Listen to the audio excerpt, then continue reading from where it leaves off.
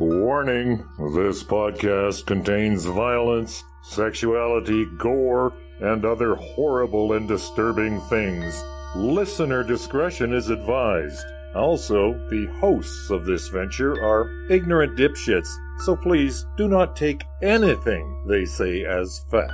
And enjoy the show. Now, are you sitting comfortably?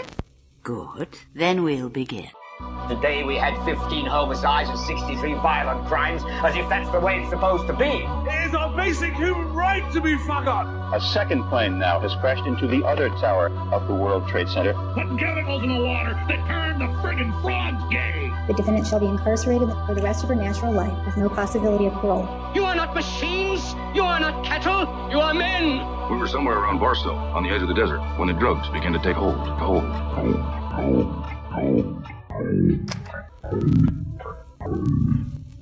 Occultae Veritatis.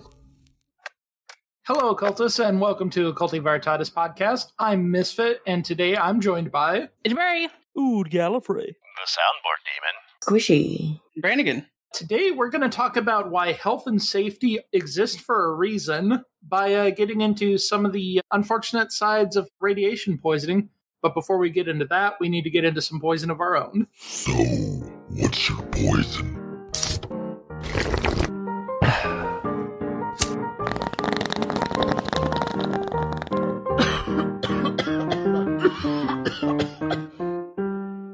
I'm drinking SASKATOON tap water. I hear water is very radiation resistant, so relevant? I mean, it could work.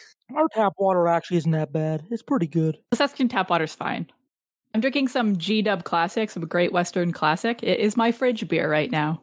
I have Boots Old Coffee with chocolate and rum in it. Sounds delicious. So I'm still drinking my store brand Diet Cola, because it's pretty much what I got right now. If it's the store brand, what is the name of it? That's going to be Super Chill.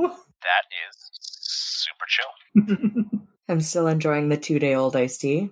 And I have a Mike's Hard Lemonade. People like to clown on Mike's a lot, but I always liked it. Yeah, I went through a phase where I also clowned on it, and then I remembered, oh, actually, you know what? It's good. It has the desired effects. Gets the job done. It is definitely the drink of choice for 14-year-old Arthur. You know what's really good is I like to mix bourbon and lemonade. That's a really nice, refreshing summer drink. Oh, that would be. I especially like Jim Beam. Their honey bourbon is really good in lemonade. But I have to drive after we're done, so I'm not going to be hitting the bourbon. Sounds delicious. It is very delicious. Highly recommend it. Okay, so I guess we'll just dive right in.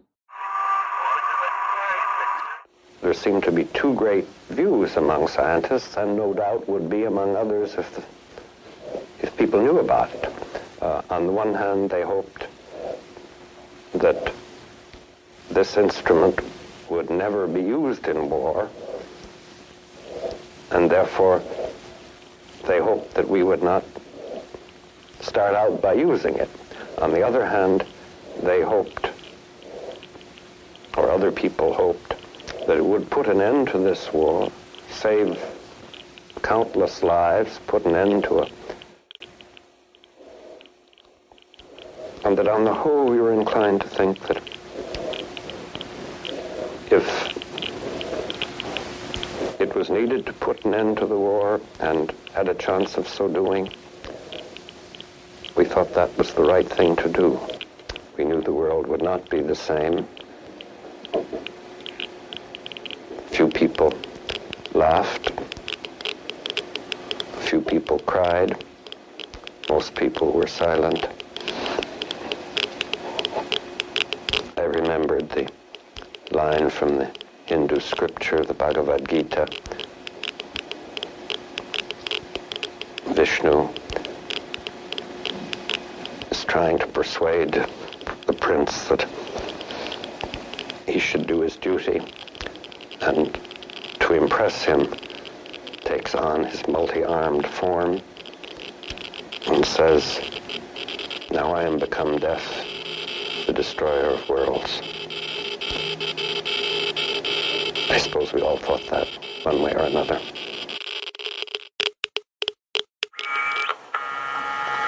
we're going to be talking about the demon core today. That's a topic that's been covered by a lot of people over the last few years, but recently came back to my mind thanks to a meme I saw get posted on Twitter of someone doing a cosplay at Anthrocon holding the demon core, which I thought, oh no, I have to say something about this. What is the demon core, you might be wondering? I am. Well, originally, it was codenamed Rufus. Well, that's cute. That's not super threatening sounding. Yeah, that's the name of the naked mole rat from Kim Possible, right? Yes. Oh man, I love that show. It was a 2 kilogram, 14 pounds for us people who haven't graduated to a real system of measurements. Massive plutonium, about 90 millimeters in diameter, 3.5 inches. It was manufactured in World War II as part of the Manhattan Project to be a core for one of the early atomic bombs. It was originally intended to be the core of a third nuclear weapon that was supposed to be used on Japan, but following Japan's surrender during the war, the core remained at the Los Alamos testing facility for potential later use. It was involved in 2 criticality accidents at Los Alamos on August 21st in 1945 and May 21st in 1946, each resulting in fatalities. So this core had enough energy within it to trigger like another bomb. It could have been made into another bomb. Mm-hmm. The shadow of the atom bomb has been across all our lives. All men of goodwill earnestly hope that a realistic control of atomic weapons can and will be achieved. Meanwhile, good sense requires that all of us prepare for any eventuality. But wisdom demands, too, that we take time to understand this force. Because here, in fact, is the answer to a dream as old as man himself. A giant of limitless power at man's command. And where was it science found that giant? In the atom, a particle so infinitely small that it takes over 100 billion atoms to make up the head of a pin. Just as other millions and quadrillions of atoms are the tiny building blocks which make up everything in the world. Ships, and shoes, and sealing wax, and cabbages and kings. Although no one has ever seen an atom, scientists have learned a great deal about how they behave, and there are widely accepted theories as to what they're like. Let's start by meeting a leading authority on the subject, Dr. Atom. Now, observing the professor himself, we can see that his structure resembles, in many ways, something almost as vast as the atom is small. The solar system. And there are certain similarities. Here is the center with electrons in surrounding orbits. But whereas the planet's movement of electrons is slightly different, there are other differences too. Hey, hold it! Thank you. Now, the solar system together is electrical. The electrons, which are negative, are attracted by the protons, which are positive, and vice versa. But here in the nucleus are other particles with no electrical charge, called neutrons. Very important characters, too, as we shall see. And equally important when it comes to atomic energy is what scientists call the atom's binding force. It's a kind of cosmic glue holding the nucleus together. This, then, is a single atom. Now, most atoms of most elements are content with their lot in life. We speak of them as being stable, but others are busy day and night, being what science calls radioactive. Like radium, throwing off powerful rays along with some of its neutrons and protons, until it actually alters its own nuclear structure and changes to another family, and then to another, until it does become stable at last. Its discovery gave men of science an idea. If an atom could change itself, why couldn't man change an atom? So both experiments were designed to demonstrate how close the core was to criticality with a tamper, basically to affect how the neutrons within the core would reflect onto themselves. But to get into that, we'll just need to go over a couple of terms real quick. criticality is basically the point of which a mass of radioactive material can sort of create a self-sustaining reaction, leading, of course, to, like, the release of energy. Something that is subcritical is below the level of criticality, so while it is still radioactive, it's not releasing enough energy to cause, like, a cascading chain reaction that could potentially lead into, like, an explosion. It's like striking a match, but the match will eventually go out versus a match leading to a bigger fire kind of thing, right? Exactly. Critical is that exact middle point of stability. So at STP, so standard temperature and pressure, this mass of atomic material is stable while it is emitting radiation. It's not emitting so much that it could become supercritical or so little that it could be considered subcritical, but any change in temperature, pressure, or even how the neutrons are interacting with the material can cause it to tip into supercriticality. I guess, like, if it's at, 99%, like, atmospheric pressure, and you tick it up that 1 extra percent, that might have enough energy to make it critical enough to make more energy, like, perpetuate more energy rather than snuff itself out. Basically, yeah. When it comes to the neutrons, that's basically the beta particles that you hear about a lot in radiation. That's just neutrons getting thrown off from the decaying atomic mass. Fission is when those neutrons interact with another particle of, in this case, uranium, causing it to split into its different components, but release an extra neutron. Alpha particles are essentially a molecule of helium. Then, of course, there's gamma rays, which is basically just really high energy light for all intents and purposes. The alpha particles and the rays can both hit nuclei around it and make them split? Generally, yes. The gamma doesn't interact directly as much. Alpha can, but it doesn't carry enough energy. The beta particles are basically the bread and butter for any kind of fission reaction. They're the bowling ball that knocks over the pins kind of thing. The thing with radiation is that the smaller the particle, the faster and farther it goes, but the less energy it has. So an alpha particle, if it actually hits you, would do a lot of damage, but like a piece of paper can stop an alpha particle, whereas gamma radiation can go through 30 centimeters of steel, but when it hits you, it does a very small amount of damage because it doesn't have enough energy. Beta's, like Misfit said, right in the middle, where you still need a foot of concrete to keep you safe, but it's not doing as much damage as an alpha particle would. And that's also the thing, too, about criticality. What causes it to tip into supercriticality is if you can cause some sort of influence over those neutrons, because normally critical mass is a specific amount of a material that is just at that point of criticality. So there's enough material there to cause reactions, but not enough to create a self-sustaining reaction that could start cascading into supercriticality. But if you were to place something in there to bounce those particles back into it, you increase the chances of those particles interacting and causing more fission reactions, therefore releasing more energy, and eventually, boom. So would the neutrons, like the beta particles that are being reflected out, be like reflected back in? Yep, exactly. It'd be like that ball from Men in Black keeps on bouncing around and destroying things. Mm-hmm. Yeah, it's like the ultimate Super Ball.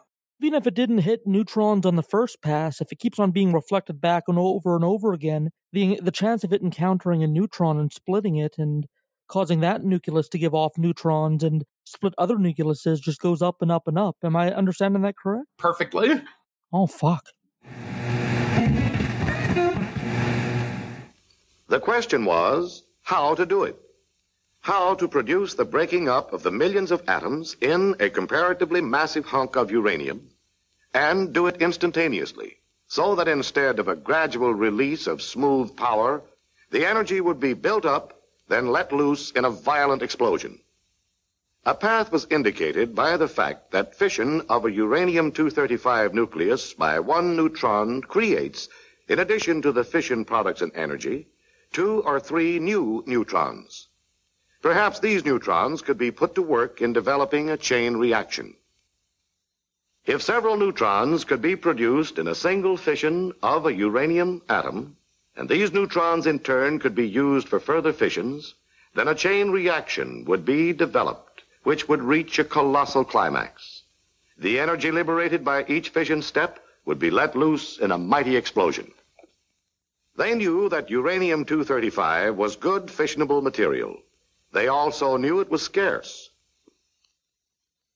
The Manhattan Engineer District team of scientists, engineers, industrialists, labor, and military built huge plants to produce the stuff by this and other means. The scientists went further, taking advantage of the fact that uranium-238, instead of fissioning, tends to capture neutrons to ultimately become plutonium. And plutonium is as effective for fissioning as uranium-235.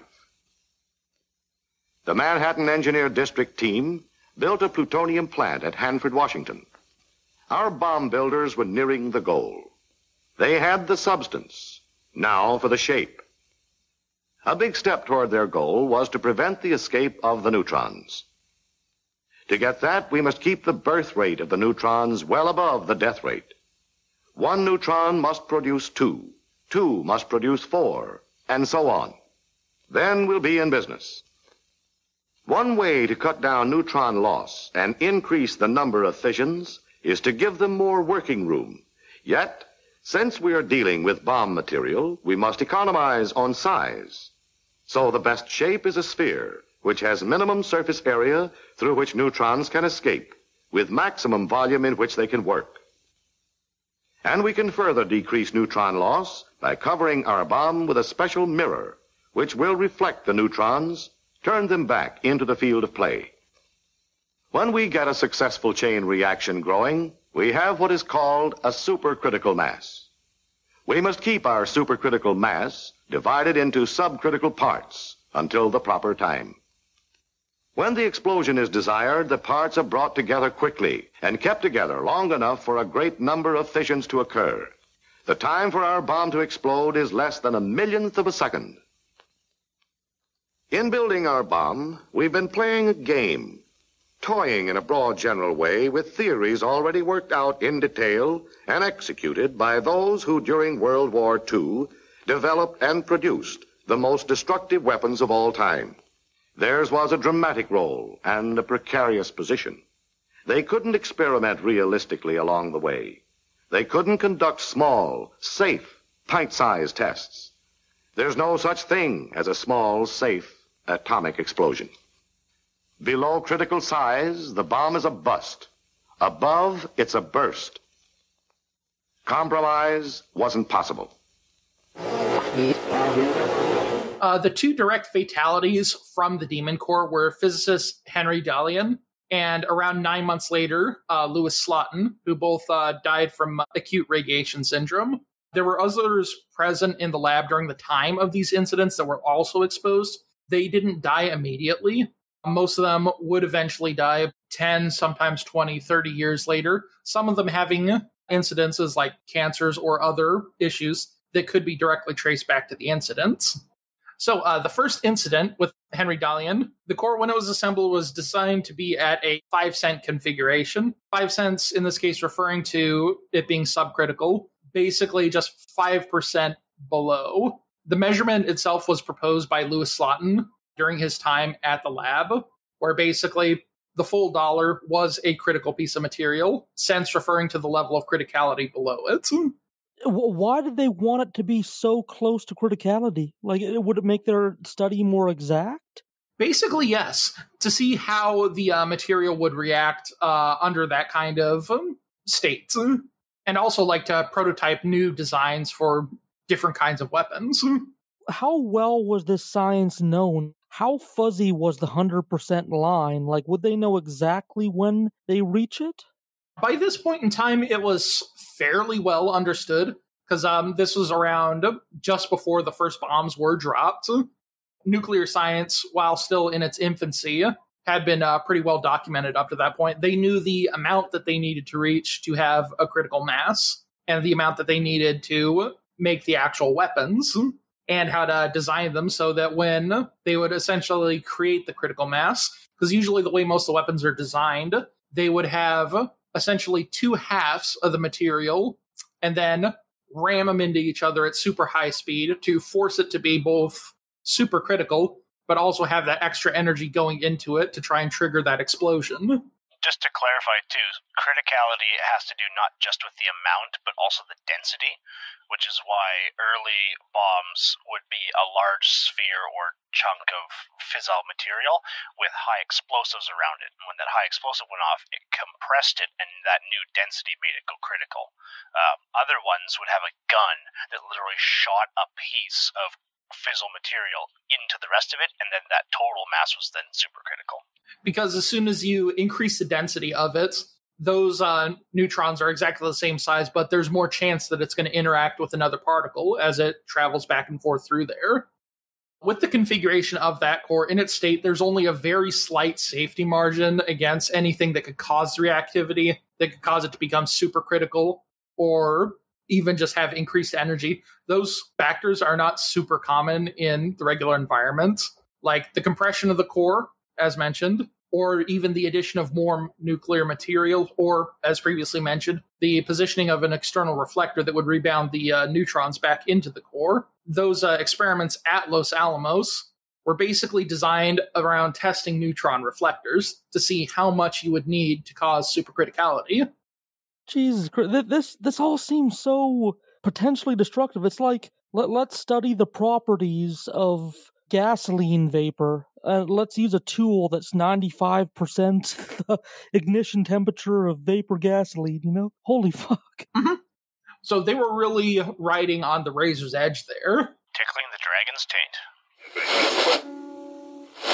And in room 40 in our dorm, go up the east staircase, turn right, and it's the first door on your right, and was Harry Dallion. And I got to know Harry. He had his undergraduate degree, I think, from Purdue University, and he was working out at the Gamma site, I think it was, where they were doing the criticality experiments. And so I'd see him. We ate in a military-style dining hall, and so we'd talk over lunch, and I asked him once, I'd really like to go out and see what you're doing out there. And he took me out one night to go past a bunch of guards and go into rooms where they were doing these experiments. And one of the experiments involved having the wooden table, and they had sort of cubes of enriched uranium that were sort of the size of sugar cubes. And they would arrange these in an approximately spherical configuration with a neutron source that just gave a few neutrons per second in the center. And so this would trigger fission in some of the uranium-235, and then you would see the counters go off. You would hear them audibly. There was a counter, and clicks would come over a loudspeaker. And then they would bring in more cubes to see how close to criticality they could get and make measurements of the multiplication factors and so on. And the standard instruction was that if you're up very near critical, you're bringing another cube in. You're supposed to bring it from underneath this assembly so that if you sense that anything's wrong, your act of getting out of there is an act of reducing the criticality. And he said, so he showed me this experiment. He showed me the dragon tail experiment where they had a sort of a roughly spherical configuration of this enriched uranium with a vertical hole through the assembly, and you drop another little piece through, and it would go through, and for a moment you would be up near critical or at criticality just for a very brief moment. Then they call that something like tickling the dragon's tail or something like that was the name of that experiment, and he showed me that. He didn't perform the experiment, but some days later we heard over dinner or something that he'd been injured in an accident, and I went to see him in the hospital, and I think it was his right hand was all bandaged up, very heavy bandage all over it. And he told me that he had brought in sort of one cube and accidentally dropped it. And he said the entire assembly, the air around it, was just blue with ionization. And he said he reached in and just knocked this apart, and that stopped the reaction. And he thought at the time I talked to him he might lose some fingers on his right hand. And he lived for, I think, 3 weeks before he died. So on August 21st, 1945, the plutonium core produced a burst of radiation that led to the death of Harry Dalian. Dalian had made a mistake while he was performing a reflector experiment on the core. He was working by himself with a lone security guard, Robert J. Hemmerly. He was seated at a desk about 12-ish feet away. The core itself was placed within a stack of neutron-reflective tungsten bricks. The addition of each brick caused more reflections, moving the core closer to supercriticality. While he was attempting to stack another brick, he accidentally dropped it onto the core, causing the core to go into supercriticality. He quickly tried to brush the brick away, but in that just flash of a second, he received more than enough for a fatal dose of radiation, and he died like 25 days later from radiation poisoning at only 24 years old. Oh, jeez. Am I correct in assuming that radiation moves at approximately the speed of light? Yeah. So a bit faster than a quick swatting away of a brick, I'm guessing. Very much so. Oh, no. Wow, I never thought about the fact that radiation would move that fast, but that makes sense.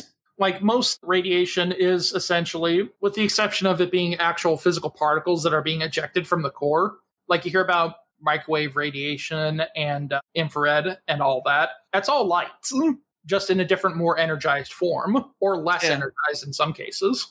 So if we remember that we were talking about the difference between alpha, beta, and gamma radiation, so alpha being those big helium nuclei and gamma being just radiation, alpha particles move at 7% the speed of light, or 20 million meters per second, whereas gamma would be closer to that, 99 or 100% speed of light.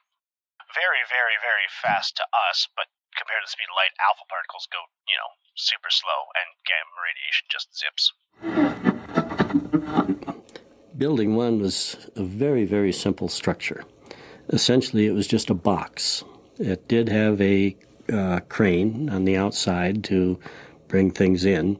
It was not the original control room. Of course, it predated the original control room, but it was literally just a box, a room. At the time of the accident, there were actually 3 activities being conducted therein by the people that were involved. The security guard was Patrick Cleary. Schreiber was involved in work with some initiators at a bench and actually had his back to the accident when it occurred. It was quite simply a room in which there was a table, a number of pallets with various material on them scattered about, and the material that was used was a lower beryllium hemishell, which was placed on a table. The plutonium sphere, 2 hemispheres, was placed in the cavity in the beryllium hemishells, and then the upper beryllium hemishell had a hole at the pole, so that the process of the experiment in this very simple building was to place wedges underneath the parting plane of the beryllium shells, and then lift it up, move the wedges, and then allow the hemishell to come back down so that the count rate would stabilize. The second more famous incident on May 21st of 46, Louis Slotin and 7 other personnel were in a Los Alamos laboratory conducting another experiment to verify the closeness of the core to criticality by positioning the reflectors. Slotin around that time was about to leave Los Alamos. He was transferring to like a different job somewhere. So he was showing the technique to his soon-to-be replacement, who would use the core in a final test before Operation Crossroads, the beginning of the nuclear test around the Bikini Atoll. Oh man, this is like a cop movie now. Like last day on the job, the day before retirement. That core finally got me. So this version of the test required the operator to place 2 half spheres of beryllium, which is a very good neutron reflector, around the core to be tested, and manually lowering the top reflector over the core using a thumb hole at the top, and then usually having a couple of shims positioned on the side. That way, if it was accidentally dropped, it wouldn't reach a supercritical stage. They'd be able to fix the error before any major release of radiation would happen. Oh, good. I bet they used those safety measures. Safety third. Right? So as they manually move the reflector closer and further away, they'd have scintillation counters, Geiger counters, measuring the activity from the core. Whoever was doing the experiment needed to make sure that the core halves were separated enough to stay below criticality. The difference of this is Slotin used his own technique because apparently he had the reputation of being a bit of a show-off. His thing was manually holding the top half of the core and then using the tip of a screwdriver to be the only shim stopping it from falling down. Jesus Christ. What a dum-dum. So he'd shown off this experiment dozens of times to multiple people in the lab, even a lot of famous nuclear physicists like Enrico Fermi, who was reported to have told Slotin that he'd be dead within a year if he continued doing this test like that. It's one Butterfinger's move of you slipping that screwdriver out of the way and both those half spheres closing, and you're fucked, right? Mm-hmm. You basically end up killing everyone in the room around you, essentially. Oh boy. Were they aware that that was the risk that they were taking? Mm-hmm. Wow. That's why the standard protocol was to use those shims to space it out so that that exact thing couldn't happen. Like I said in the beginning, health and safety exists for a reason, and we're about to find out why.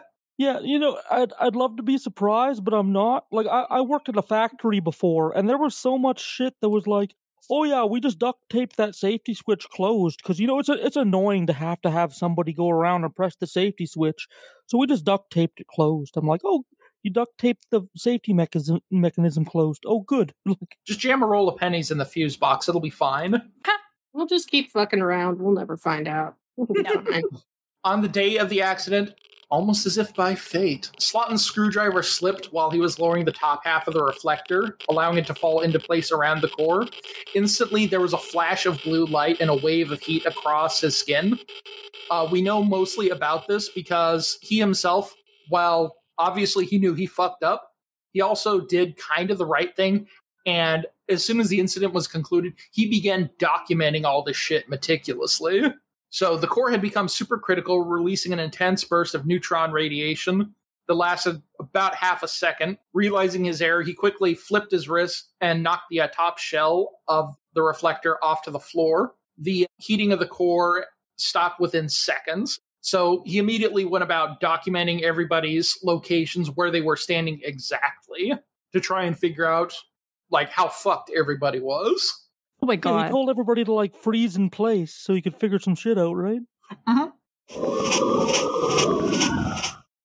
Slotin had his left hand, in the upper beryllium hemishell with his thumb well down into the polar hole, so that he could, by just rotating his wrist, rotate the shell back, move the wedges, and then allow it to come back into configuration to allow it to reach equilibrium. Indications are that, quote, the screwdriver slipped. At that point, Slotin's hand and thumb was still in the polar hole. According to the report, he rotated his hand back and threw the upper hemishell on the floor. And then everyone evacuated the building. It's my belief that the thumb in the polar hole was a significant factor in the difference of what made that a fatal accident and just an experiment that otherwise could have been conducted relatively safely. Following the accident, Slotin and people left the room. Slotin had people remove the coins from their pockets where they were surveyed to get a rough indication from the activation of silver of the relative exposure. He also measured the activity of the cavity, the fillings in their mouth, which again are silver or gold, both of which activate very nicely. And he also took a rough indication of blood sodium activation by measuring the activity of the blood with a Geiger counter, which can be done very easily just by placing the probe of the Geiger counter in the armpit. and it gives a measure of the relative amount of the whole body exposure. He then had Schreiber go back in and make measurements of the radiation levels. And this, of course, is all documented in Schreiber's report. They then went to the hospital, all except Schreiber. And Schreiber went home first to tell his wife that he was going to the hospital. Following that accident, Raymer Schreiber, who was present, one of the 8 people involved, wrote a memo to Darrell Froman, in which he made several observations on that accident and several recommendations. To a large extent, those recommendations make the basis of nuclear criticality safety to this day. The results of Schreiber's presentation, however, are very enlightening, and I've assembled those and prepared them, distributed them, and they have been published, in, among other places, by the American Nuclear Society as a commentary on criticality safety. One of the interesting observations made in Schreiber's recommendations is that when a person becomes sufficiently familiar with the activities in which he was engaged to lose respect, his job should be changed. And I believe that that is a characteristic to this day, that when familiarity leads to a lack of respect, it's time to change jobs when you're dealing with something that is inherently a bit dangerous. Fortunately for one of the other people, the position of his body over the core was enough to shield a few of the others around him from radiation poisoning, but he himself, as a result, received a very lethal dose and died like 9 days later after it. A lot of the physicians described the damage that he'd received as like 3-dimensional sunburns. Holy fuck. Oh my gosh. I was wondering about that, because, like, I know that water blocks radiation pretty well. That's why they store nuclear waste in, like, water pools and stuff like that. It makes me wonder if the human body, like 70% water, would be good at blocking radiation as well. And I guess it was good enough to protect a couple people in that room, right? I mean, technically, when you think about it, it does block radiation. That's why it's causing so much damage, because all those particles are getting absorbed into you. It's like, oh, I blocked the shotgun blast because all those little bullets went into me. You become the nuclear meat shield. Well, and that's the thing, too. Like a metal band name. Yes, definitely. Nuclear meat shield. 200 pounds of water in a bag would be real good, but all of a human's water is stuck in little tiny cells that have very intricate machinery that radiation's like, you look tasty, crunch. And it's just like, oh, you need this cellular process to continue being a cell and doing the cell thing? Well, now that's broken and you're going to die in a few days. And, like, as far as I understand radiation, that's kind of how it destroys a body. Just, it damages the DNA and the machinery enough that the cells can't replicate, they can't repair themselves, they can't do their little inner processes to keep alive, and soon the tissue just begins to die, I think. I believe. There is an entire bit of science called dosimetry, and it is just trying to figure out, with a given amount of radiation, how much damage will it do to a human. Because you'll notice, even in the SI system, there are a lot of different units for radiation. There's REMs, there's Grays, there's Sieverts, there's all these different units, and they all measure different things with, like, a REM is just an amount of radiation released, but that tells you nothing about what type of radiation it is, where it hits a body, how much of it was absorbed, how much was reflected, which is why we have the Gray. The REM specifically also is like a very sort of relative unit, in the sense that REM, Roentgen's equivalent man, it's basically the amount of radiation that you would receive living your day-to-day life over the course of a year. 500 REM is enough to kill a person pretty much outright. Slotin got 2100 REM. Fuck. Oh no. That's too much. And the different units, 1,000 rads of neutron radiation, or 10 Grays, and 114 rads of gamma radiation. He's just like, well, I'm going to die, so may as well document it for the world of science. And, like, I have to respect that kind of guts, but that's probably the same guts that led him to use the screwdriver, so I don't know. There's also the sort of story that he essentially knew that he was fucked from the get-go. So, like, reportedly, his first words after the accident was, well, that's it. Pet theory, he was retiring back to Winnipeg, saw his options, and went with the Demon Corps. Demon Corps, take the wheel. So I'm sure a lot of you have been hearing on the news a lot about radiation and its effects, and so we thought we'd talk today about what radiation is really all about, and just to give you some more background on the effects of radiation and everything else that's being talked about. So there's all sorts of radiation. Radiation is around us all the time. Everyone on the planet is getting irradiated every day because radiation comes from the sun, radiation comes from the ground, radiation comes from microwaves. If you're a smoker, you get even more radiation.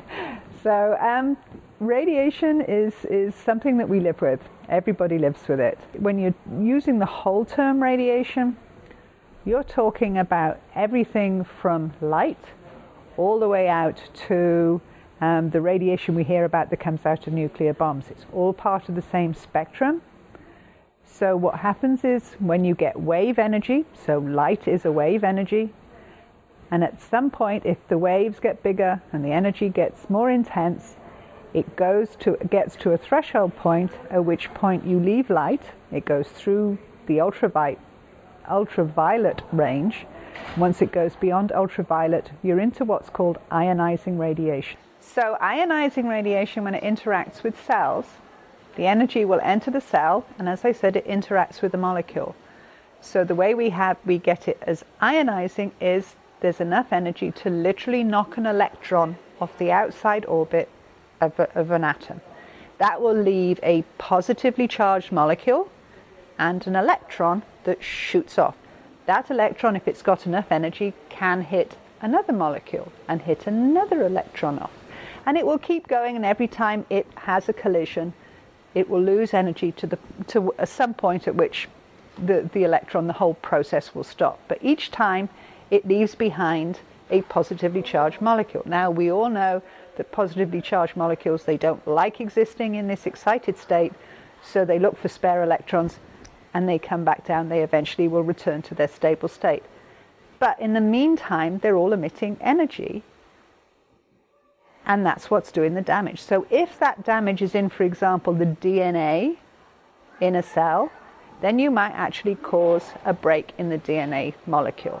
And it's the DNA damage that's actually considered to be the most lethal effect of irradiation. So if you have enough dose and you cause enough damage to the DNA, cells die. So the worst effect that you can get from radiation is it will kill cells. Coming down a step, you can cause the damage, but you'll get DNA repair. At that point, the cell is fine. And then you've got the intermediate step where there's enough damage caused that the cell can go on and live, but it still has a certain degree of damage. And that's the big scary point at which we have DNA mutations. Some of the misconceptions that are being heard is talking a lot about dose. So you're hearing that immediately outside the gates of the Japanese nuclear reactors there's these big spikes in irradiation, and they're 1,000,000 times background or 1,000 times background. Here's number one. Background, though I've talked about all the different sources of radiation, background radiation is still very low. And therefore when you're talking about 1,000,000 times very low, you're still talking about very low. When they're then talking about the fact that the workers within the plant, and certainly the workers within the plant, the Japanese workers within the plant, are very likely to be getting high doses of irradiation, but they may only get them for a short period of time. That's another thing that's not being talked about. Remember I said about time. So you could have a short burst of irradiation, and if it's not prolonged, it's still not a very large amount of irradiation. So again, it's the scary factor. And then again, talking about increases in cancer. So I've heard a lot about increases in cancer. Again, we don't know, because the majority of people will only be exposed to low doses, if any dose at all. And at that stage, it's pure speculation as to what the increases in cancer are going to be. The core was intended for use in the Crossroads nuclear test, like mentioned earlier.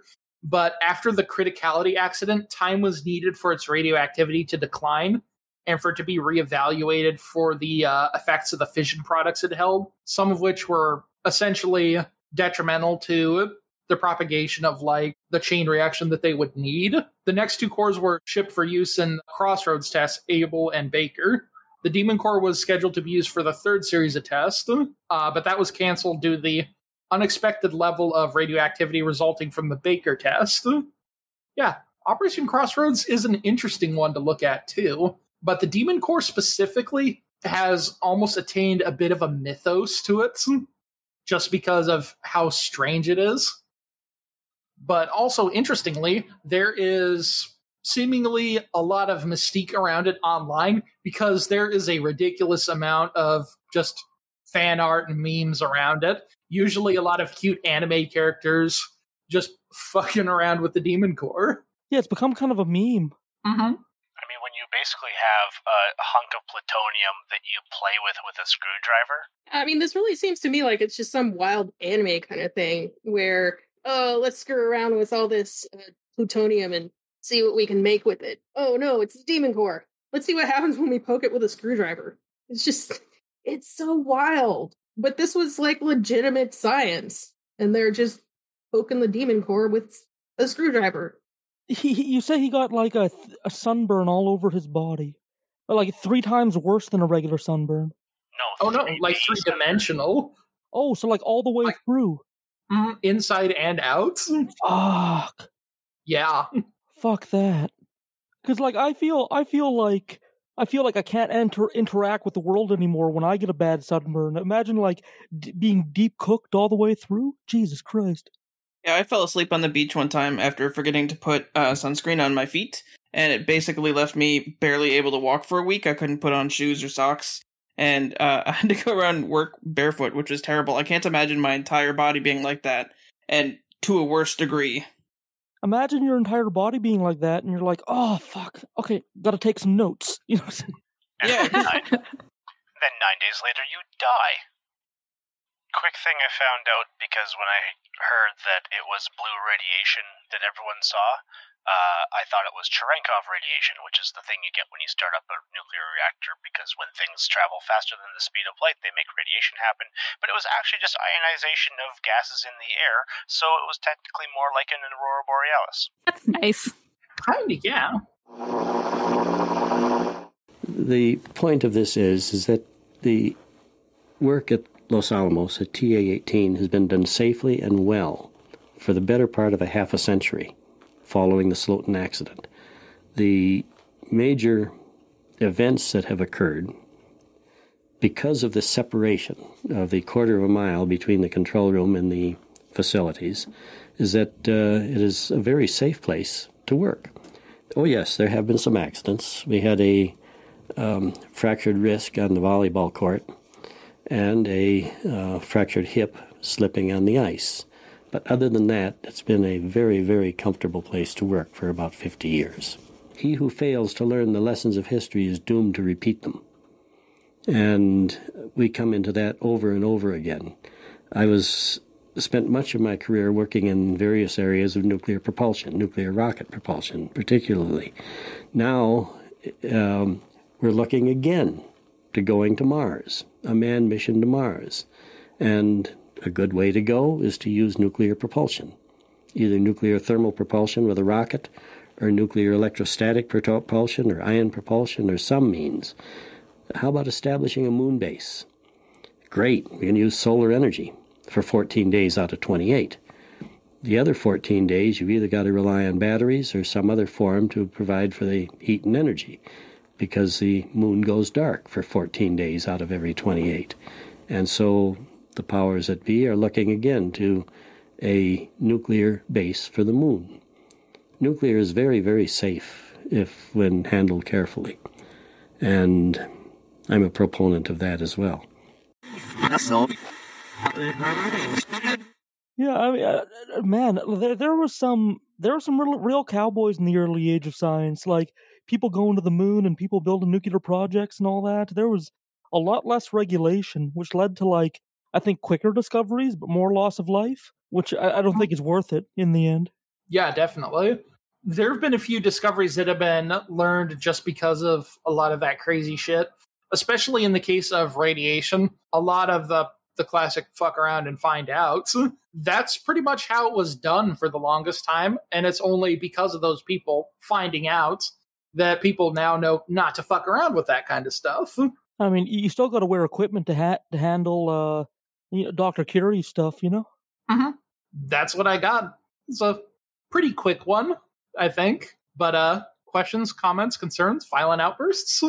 That's wild. I had never heard of the Demon Core before. Like I said, I literally was like, ooh, it's like some kind of like metal music that I was just previously unaware of. But boy, was I wrong.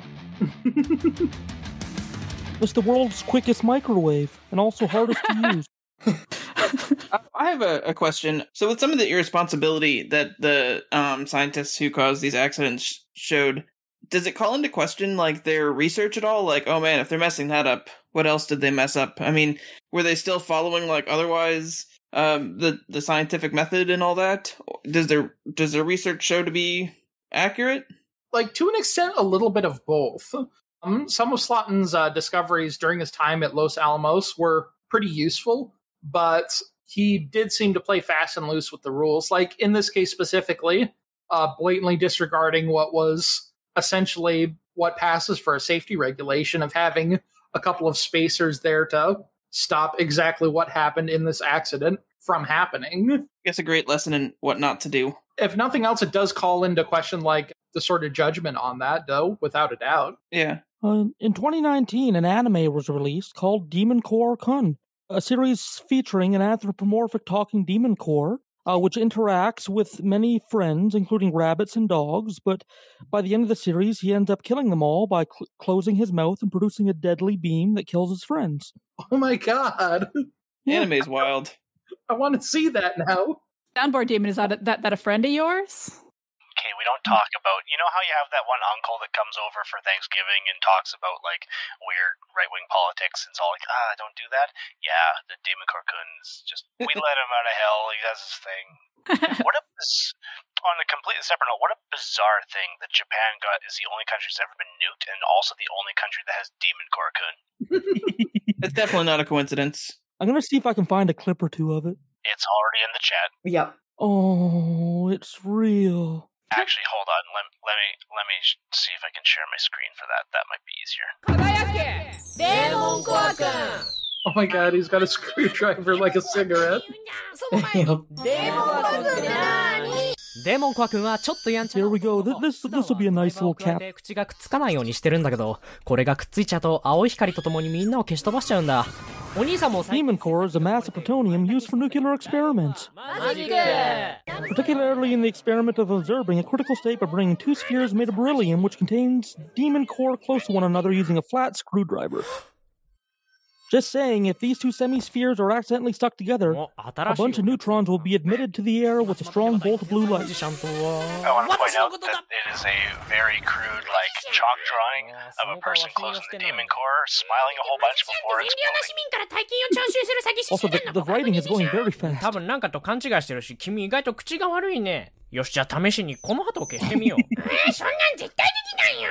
じゃあ見て。Oh, he's approaching a bunch of tiny animals? Someone's there. Hey! Hey!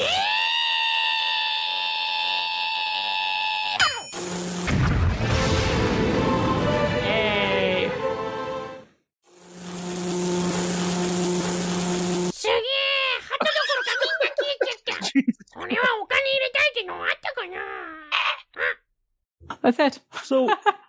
So there was a little demon core with arms and legs, and he had trouble talking with a screwdriver in his mouth, so he spit it out, and then a Dragon Ball Z spirit bomb vaporized his friends.